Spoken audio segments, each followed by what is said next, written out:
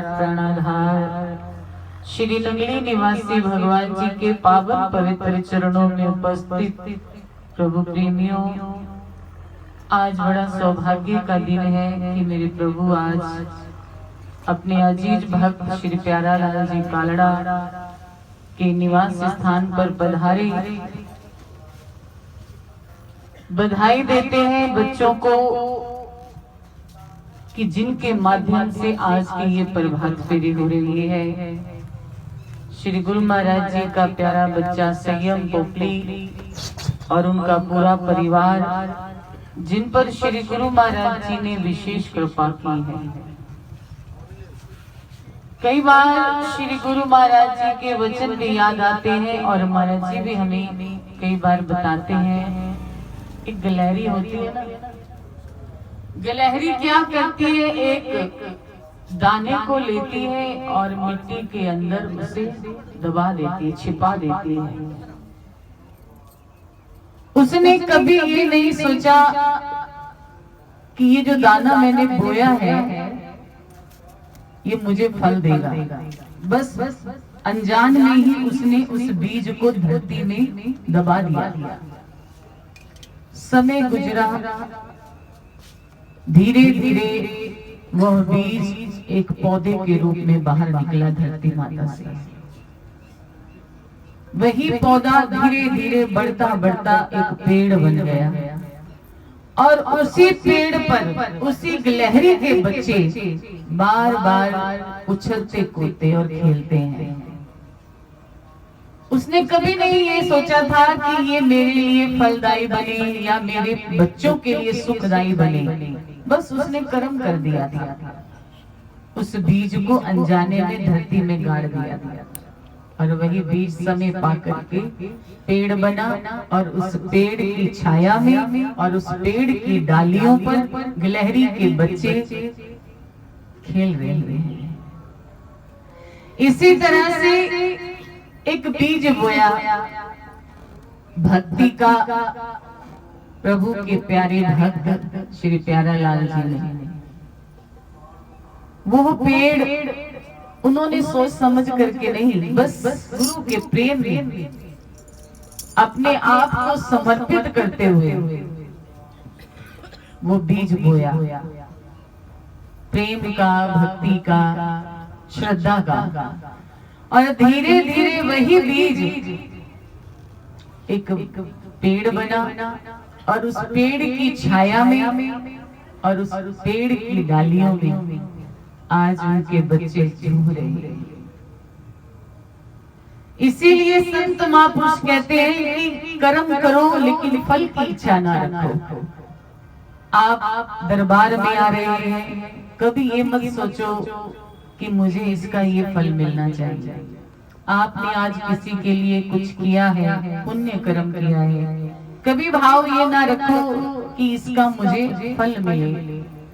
बस विनम्र भाव से कर्म करो, फल की इच्छा त्याग करके। जिस तरह से अर्जुन ने, भगवान श्री कृष्ण ने कहा था, अर्जुन तू कर्म कर और निष्कर्म निष्भाव होकर के कर, फल देने की मेरी इच्छा होगी तो दूंगा।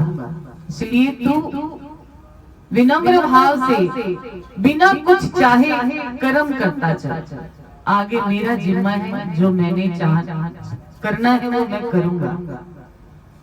इसीलिए सद्गुरुदेव भगवान भी हम सब जीवों को समझाते हैं कि उस गिलहरी की भांति अनजाने में ही बस कर्म करते चलो, शुभ कर्म। किसी की सेवा कर ली, किसी मंदिर में जाकर के जोड़े झाड़े, लंगर खिलाया, गरीबों को दान दिया, उनकी आत्मा को प्रसन्न कर दिया। किसी ऐसी जगह पर जहां किसी का कोई सहारा ना बन रहा हो, उसे सहारा दे दिया। और देखना समय ऐसा आता है कि वही किया हुआ छोटा सा कर्म आपका इतना बड़ा बन जाता है कि आप तो सुख पाएंगे ही, आपकी कई पीढ़ियां भी सुख पाएंगी। प्रभु की ऐसी कृपा है, एक के बदले अनेक देते हैं। कभी उन्होंने बराबरी नहीं की, अगर आपने आज उनको 10 मिनट दिए हैं तो वो आपको कई घंटों देंगे। आप और हम इन बात से अनजान हैं कि हमारे पीछे आगे हमारे सर के ऊपर क्या क्या मंडरा रहा है, कितने दुख, कितनी परेशानियां, कितने कष्ट, कितने पाप हैं हमारे, आप और हम सबको नहीं पता। लेकिन वो प्रभु की कृपा है, जब जब हम उनके चरणों में आते हैं तो ना जाने कहां से शुरुआत की हुई है उन्होंने हमारे गुनाहों को बख्शने की और हमारे पापों को क्षमा करने की। कई जन्मों से हम करते आ रहे हैं, हमने मन से विचार करके कभी कोई गुनाह नहीं किया, लेकिन अनजाने में अनेकों बार हुआ है। भीष्म पितामह बाणों की शैया पर लेटे भगवान कृष्ण पांडवों को लेकर के उनके पास गए हैं ज्ञान उपदेश दिलवाने के लिए, क्योंकि जब देखा युधिष्ठिर ने कि मेरे सारे सगे संबंधी मारे गए और मैं राज्य भोग, मेरे लिए ये सहन नहीं होता।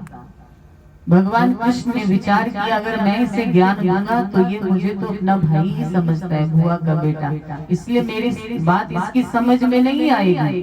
तब वो भीष्म पितामह जी के पास लेकर के गए और उनसे प्रार्थना की कि आप इन्हें कुछ राजनीति सिखाइए, कुछ ज्ञान दीजिए।